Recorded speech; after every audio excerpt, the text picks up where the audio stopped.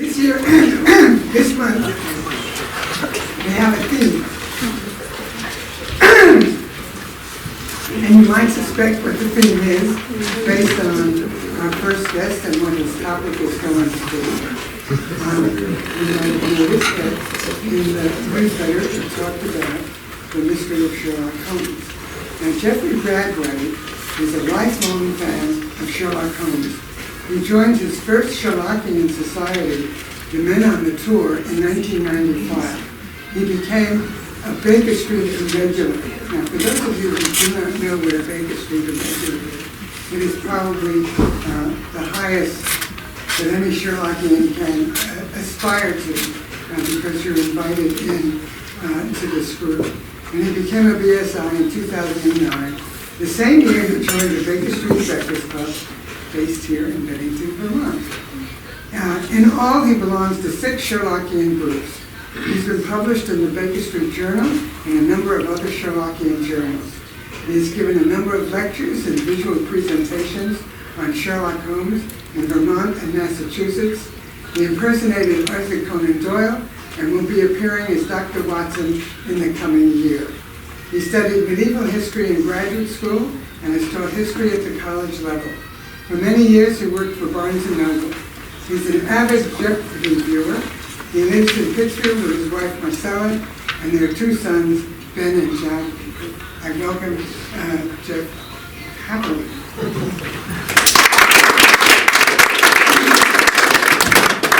All right. Well, I was told I had to wear my hat.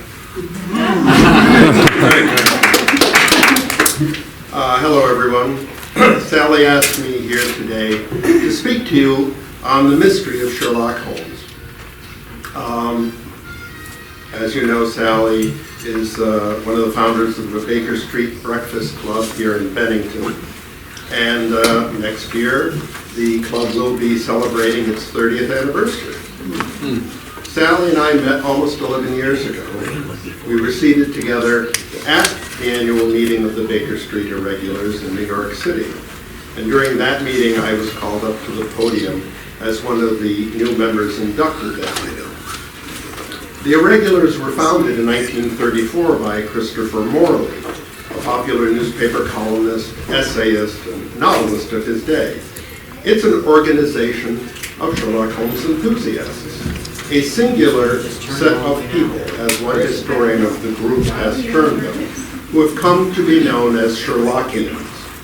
85 years on, the group is still going strong, now numbering upwards of 300 members from the United States and from abroad.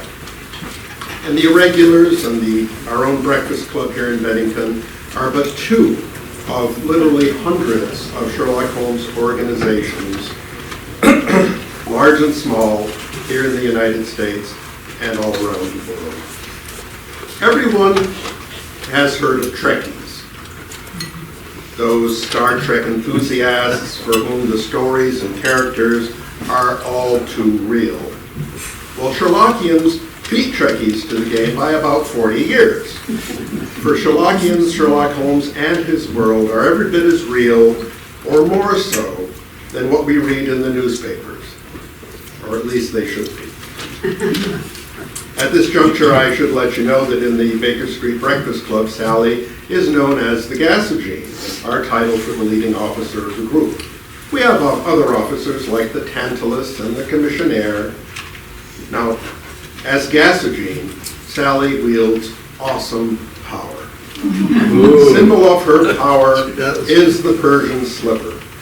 Into the slipper, members must place a quarter for any statement they make during a meeting that the Gassagine deems to reflect adversely on the image of Sherlock Holmes. Before I continue with my remarks, I'd like to give Sally a few quarters to cover anything untoward that I may say in the course of the next few minutes.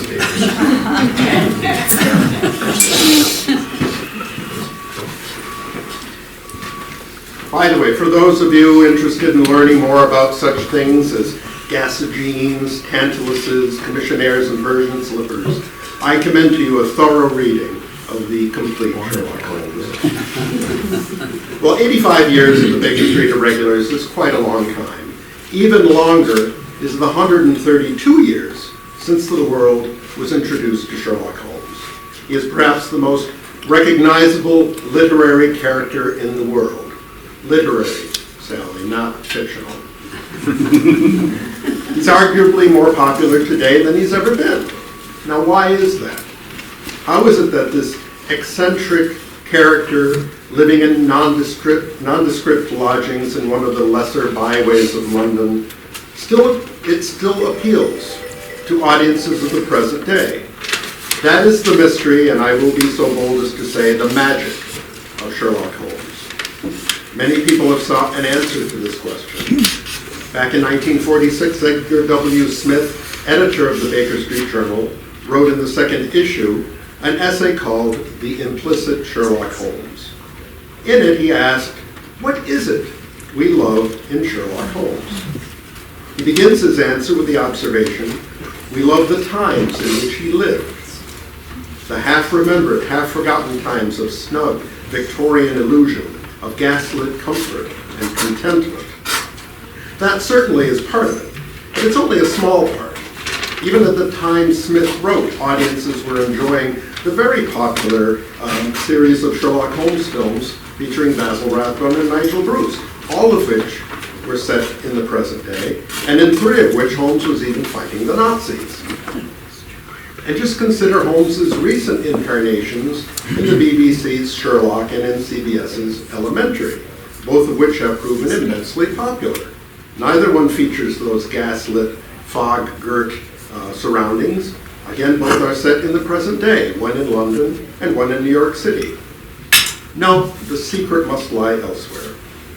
Well then, does the popularity of the Holmes stories derive from the cleverness of their plots or the devilish complexity of the mysteries at their core? Enthusiast that I am, I cannot say so. Surely the puzzles that Agatha Christie concocted for her detective, Hercule Poirot, are far and away more ingenious than anything Arthur Conan Doyle ever created for Sherlock Holmes. And yet, why is it that popular as Poirot is, it is Sherlock Holmes who is a household word all over the world?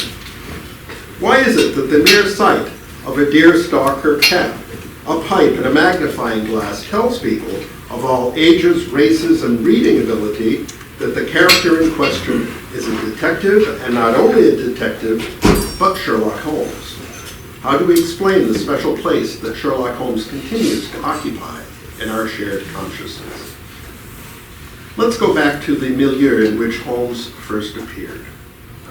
Through reform of labor and education laws in Victorian Britain, literacy was on the rise among the working classes. To draw in this new market, the price of newspapers was made increasingly affordable. To appeal to their new readers, newspapers tended to report sensational stories, particularly crimes. Additional reading fare for the poor was provided by the so-called penny dreadfuls, stories published in weekly parts, each costing 1 penny, about 50 cents today. Typically sensational, they focused on the exploits of detectives, criminals, or supernatural entities, such as Sweeney Todd, Dick Turpin, and Varney the Vampire. This was the beginning of mass-produced popular culture in Britain. It is in this new world of popular culture that we must look for the origins of Holmes's popularity.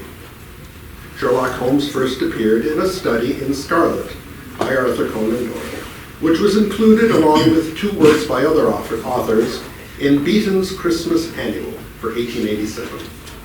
And he was an immediate success, right? No. Unfortunately, A Study in Scarlet had only a limited impact on the public. Why? Well, first, it appeared in an expensive magazine costing 1 shilling, the equivalent of $8.50 today. Second, it was a novel, which arguably was less appealing to newly literate working class audiences whose reading time was limited. The explosive rise in Holmes's popularity only took place after the short stories that would later comprise the adventures of Sherlock Holmes began appearing, along with many short works by other authors in the Strand magazine, a new illustrated periodical. The Strand cost 6 votes, the equivalent of $4 today. The lower cost, along with the plethora of other material in the Strand, and the fact that the Strand was an illustrated magazine, made the stories far more accessible to readers of all classes. The Holmes stories were graced by the truly excellent drawings of Sidney Paget, which went far in creating our image of the great detective. This accessibility was further increased by the practice of sharing copies of magazine among friends or in reading clubs. Arthur Conan Doyle's stated purpose in creating Sherlock Holmes was to put the focus not on crime, as had been the case in earlier detective fiction, but on the solving of crime in everyday Victorian society, both high and low. Let me repeat that. The focus was not on crime and criminals, a point that Sherlock Holmes himself highlights in the story The Copper Beeches, when he tells his friend Watson, "Crime is common, logic is rare. Therefore it is upon the logic rather than upon the crime that you should dwell." The crimes that take place in the Holmes stories are for the most part not unusually spectacular or sensational. Rather, they are generally those with which the ordinary reader could relate. Many are family-related crimes. A Case of Identity, The Speckled Band, and The Copper Beeches all feature a daughter whose father or stepfather wants to prevent her from marrying. Why? Greed. If the father could maintain his sway over his daughter, he could continue to control her money. Other cases, such as The Blue Carbuncle, feature working-class characters. In that tale, a plumber is betrayed by the man who employs him, so that the latter can profit from a theft executed where the plumber was working. The Man with the Twisted Lip deals with a middle-class man struggling to maintain his position in society, and who must do so by begging in the streets while disguised as a cripple. In Sherlock Holmes, the Victorian reader found a reliable figure on whom he or she could depend. Holmes could get done what the contemporary police often could not. In real life, when the police did succeed, it was usually because there were eyewitnesses to the crime, or there was smoking gun evidence that made the crime practically solve itself. For crimes that presented any degree of difficulty, the police were often out of their depth. Sherlock Holmes made his first appearances at a time when this had been made abundantly clear to the public, in the months before and after the dreaded Jack the Ripper killings in the east of London. This is why the police were often portrayed in the Sherlock Holmes stories as bungling. Additionally, we must remember that policemen in that period possessed an uncertain status in society. They were figures who stood halfway between respectable society and the criminal classes. Sherlock Holmes is not the police, a fact that he repeats throughout the stories. In The Speckled Band, the villain Grimsby Roylott calls him Holmes the Meddler, Holmes the Busybody, Holmes the Scotland Yard jack-in-office. And what was Holmes's reaction to this tirade? Oh, fancy his having the insolence to confound me with the official detective force. Sherlock Holmes was a figure apart, a hero. Even more, he can be understood as someone beyond the rest of society. He is a superhero, a person with extraordinary heroic attributes, someone with seemingly superhuman powers. For Holmes, these powers are the methods of science and medicine, observation, knowledge, and deduction, which he uses to solve crimes. Think for just a moment about science in the Victorian world. It was seen by the average Victorian as a two-edged blade. Yes, it could be used to explain the world, but it could also turn that world on its head. The theories of Darwin are one example of this. He explained the reasons why there were different species. However, in doing so, he also overturned the world as Victorians knew it. It had not been created in a week, as the Bible had told the believers for thousands of years. No, it had evolved over millions of years. Additionally, Over the course of the previous 2 or 3 generations, technology, which is science put to use, had changed the world out of all recognition. Factories powered by water than by steam had sprouted up everywhere and had increased production astronomically.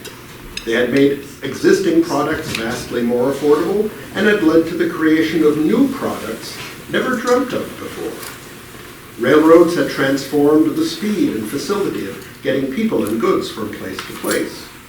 Not only the modern metropolis, but the suburb, too, had been made possible by this innovation. The telegraph had made nearly instant communication possible, not only between cities, but between nations and continents. New jobs, new products, new ideas were being created at an increasingly bewildering rate. Permanence was no longer the norm. The new norm was change. Holmes's ability to use scientific methods to bring order to society's chaos made him stand apart from and above the ordinary citizen. The reader was struck with this quality immediately upon Holmes's introduction to Dr. Watson in A Study in Scarlet, when he glanced at Watson and said, "You've been in Afghanistan, I perceive." Holmes knew Watson had been in Afghanistan because he had observed that Watson was a gentleman of a medical type, but with the air of a military man, clearly an army doctor then. He's just come from the tropics, for his face is dark, and that's not the natural tint of his skin, for his wrists are fair. He has undergone hardship and sickness, as his haggard face says clearly. His left arm has been injured. He holds it in a stiff and unnatural manner. Where in the tropics could an English army doctor have seen such hardship and gotten his arm wounded? Clearly in Afghanistan. In a scandal in Bohemia, Holmes scolded Watson, "You see, but you do not observe." Holmes not only sees, but he also observes. That is, he can use what he sees and couple it with his vast accumulated knowledge in order to make deductions and so make sense of the world. Holmes's method is so quick that to the uninitiated, it appears to be magic. In The Red-Headed League, Holmes makes a string of deductions about his client, Jabez Wilson. Wilson is astonished at first, saying, "How in the name of good fortune did you know all that, Mr. Holmes?" Afterward, when the detective has explained his reasoning, Wilson's response is a dismissive, "I thought at first you'd done something clever, and I see that there was nothing in it after all." To this Watson observes, "I begin to think, Watson, that I make a mistake in explaining. My poor little reputation, such as it is, will suffer shipwreck if I am so candid. Magicians should never explain their tricks."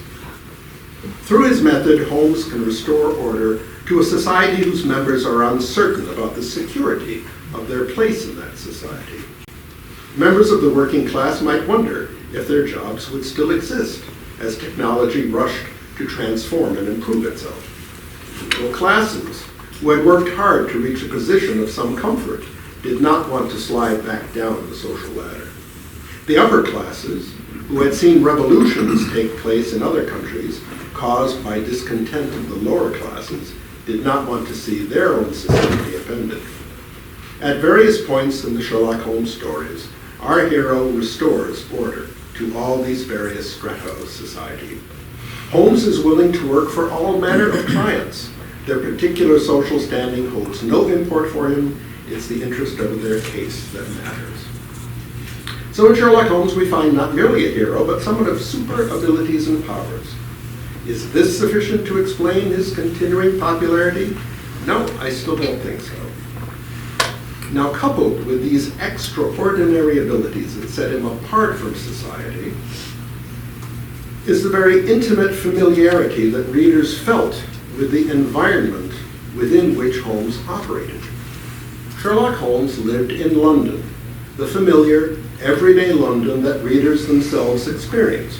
The Strand, Trafalgar Square, Hyde Park, Covent Garden, and so forth. This was no exotic locale. For most of the 40 years during which the tales were written, they were set in the present day or in the near past. And as we've seen, Holmes's clients were real, everyday types. True, sometimes they were exalted personages like the Prime Minister, but they each had problems that the reader could relate to. And there's something else. Holmes, in the stories, makes reference to real-life figures, such as the philosophers Thomas Carlyle and Jean-Paul Richter, as well as to fictional characters such as Edgar Allan Poe's Dupin and Emile Gaboriau's Lecoq, in a manner that gave the impression to readers that Sherlock Holmes was as real a person as they themselves. And there are other ways in which Holmes was made to feel real, namely, in the presentation of his flaws. In the very first story, A Study in Scarlet, Watson listed Holmes's limitations. Knowledge of literature, nil. Philosophy, nil. Astronomy, nil. Politics, feeble. Botany, variable. Geology, practical but limited. Chemistry, profound. Anatomy, accurate but unsystematic. Sensational literature, immense. He appears to know every detail of every horror perpetrated in the century. Plays the violin well, is an expert single-stick player, boxer, and swordsman, and has a good practical knowledge of British law. Yes, Holmes may be said to have powers and abilities far beyond those of mortal men, but he is still a flawed man like any other. This fact was further driven home in the very first Holmes short story, A Scandal in Bohemia. Holmes is actually beaten in this tale. Now think of the audacity of that. Imagine that you're an author introducing your hero to a potentially far vaster audience than he has enjoyed up to that point. What would seem to you the best way to present him to the reader? Would the ordinary writer cause his hero to fail? No, but that's just what Arthur Conan Doyle did. And not only is Holmes foiled by his antagonist, that antagonist was a woman, Irene Adler. Ever afterwards, Holmes would refer to her as the woman. Many people have taken this to mean that Holmes was in love with Irene Adler and have posited all kinds of romantic interludes between the two. No.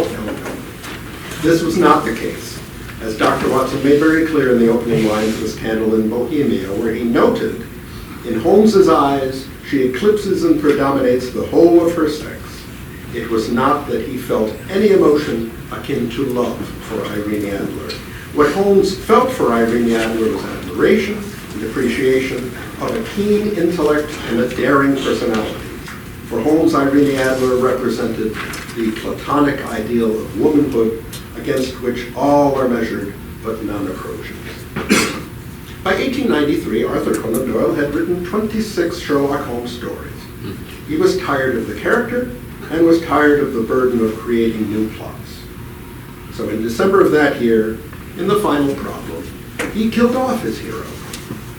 Only 2.5 years had passed since the appearance of A Scandal in Bohemia, yet the reading public was so enamored of Holmes that when they discovered what Doyle had done, they were outraged. One lady expressed her scorn for Doyle in a letter which bore the salutation, "You brute!" It is said that sober businessmen went about the city of London wearing black armbands in mourning for the character. Now that story may be apocryphal. However, it is a fact that the editors of the Strand magazine were certainly in mourning. Subscriptions to the Strand fell precipitously after the issue featuring the final problem. 6 years later, Sherlock Holmes took to the stage. William Gillette's play Sherlock Holmes appeared on Broadway, then on tour around the United States. It then went across the pond to West End theaters and a tour of Great Britain. It proved an enormous success. In the years that followed, Gillette continually revived the play. In all, he portrayed Doyle's hero over 1,300 times. Other actors portrayed him as well in those years. Now there, for all to see, for all who wished to see him, was Sherlock Holmes on stage, year after year, in the flesh, real as life. In the months after Gillette's play arrived in London, Arthur Conan Doyle finally acceded to the public's demands for more Sherlock Holmes stories, with his brilliant novel, The Hound of the Baskervilles, the first mystery ever to appear on the New York Times bestseller list. This was followed by another 33 tales over the next 25 years. Hardly a year went by when a new Sherlock Holmes story was not in print. Then came a number of silent films, and in the 1930s and 40s, Basil Rathbone continued this incarnation of Holmes in 14 sound films. Not only did fans flock to the movies to see him and Nigel Bruce, they also welcomed the duo into their living rooms as each week they sat by their radio sets listening to the new adventures of Sherlock Holmes. Holmes's popularity has continued right down to the present day. In the last few years, as we've seen, we've been treated to 2 popular and critically acclaimed television series and 2 feature films that have done very well at the box office, as well as a pitiable so-called comedy that I really should not mention. Books about Sherlock Holmes continue to pour forth from the publishers, and clubs like the Baker Street Breakfast Club and the Baker Street Irregulars continue to meet and pay homage to the man. So how do I explain it all? From our vantage point, we could argue that Sherlock Holmes was the first of popular culture's superheroes. Like Superman, he does possess powers and abilities far beyond those of mortal men. He fights crime. He has a trusty sidekick in Dr. Watson, and at least in the popular imagination, he wears a costume of sorts: a deerstalker hat, Inverness cape, pipe, and magnifying glass. Some have termed him an archetype, a variation on Jung's artist-scientist figure. In modern terminology, he is a meme, a contagious artifact that spreads like a virus, growing, reproducing, and mutating in thousands of ways, some serious and some whimsical. From the vantage point of his creator, Arthur Conan Doyle, who wrote many tales of medieval daring-do, Sherlock Holmes is a combination of various types found in legend. He is part knight-errant, righter of wrongs, rescuer of those in distress, defeater of evil wherever he finds it, someone along the lines of Sir Lancelot. He's also part wizard, an all-knowing, all-seeing magician who astounds those around him with his powers. Merlin, perhaps. He can be seen as part priest as well. In The Blue Carbuncle, he allows the criminal to go free, saying to Watson, "I suppose that I am commuting a felony, but it's just possible that I am saving a soul. This fellow will not go wrong again. He's too terribly frightened. Send him to jail now, and you make him a jailbird for life." However one looks at him, Sherlock Holmes is larger than life, and yet he's also our friend and companion. When we read his stories, we are transported to his sitting room. We sit with him there in Baker Street, beside the fire, basking in the yellow glow of the gas lamp. Nearby is Watson, seated at his desk, writing up his account of a recent case. Listen. You can hear Mrs. Hudson's stately tread upon the stair. Is she merely bringing us tea? Or is she carrying up a client's card, perhaps the harbinger of a new adventure? In the end, the continued appeal of Sherlock Holmes and his stories is not that they are the best mysteries ever penned, nor is it merely nostalgia for the time and place in which they are set. There is a romance about them that never dims. We can read them again and again and still relish them. We may know that the spectral hound is just a dog, bought by the villain at Lawson Mangles in the Fulham Road. It doesn't matter. As we sit in Baker Street, listening to Dr. Mortimer tell us about what he found there in the yew alley near Baskerville Hall, on dismal, windswept Dartmoor, we still get a certain frisson of fear down our backs when we hear, "But one false statement was made by Barrymore at the inquest. He said that there were no traces upon the ground around the body. He did not observe any, but I did, some little distance off, but fresh and clear. Footprints? Footprints. A man's or a woman's?" Dr. Mortimer looked strangely at us for an instant, and his voice sank almost to a whisper as he answered, "Mr. Holmes, they were the footprints of a gigantic hound." John Gray, a political philosopher, has commented, "Most of us now accept that reason can't give meaning or purpose to life. We need myths, and myths very often contain contradictions. Holmes is one such myth. seeming to find order in the chaos of events by using purely rational methods, he actually demonstrates the enduring power of magic. An exemplar of logic who lives by guesswork, a man who stands apart from other human beings but who is moved by a sense of human decency, Holmes embodies the modern romance of reason, a myth we no longer believe in, but find it hard to live without. In a similar vein, Michael Saylor, a history professor at UCal Davis, said of Sherlock Holmes, "Holmes has become an icon for an age that enshrines science, yet yearns for magic. Unlike many contemporary scientists and logicians who disdained the imagination, Holmes brought reason and the imagination, logic and intuition together in a new synthesis that he called the scientific use of the imagination. He made critical thinking into a romantic adventure. Through his discerning eye, every detail of modern life, from newspaper advertisements to the footsteps of a giant hound, became charged with meaning, possibility, and wonder. For me, the Sherlock Holmes stories are indeed and will forever continue to be wonderful, romantic, and magical adventures that I shall enjoy reading, taking part in, and discussing over and over again. Thank you.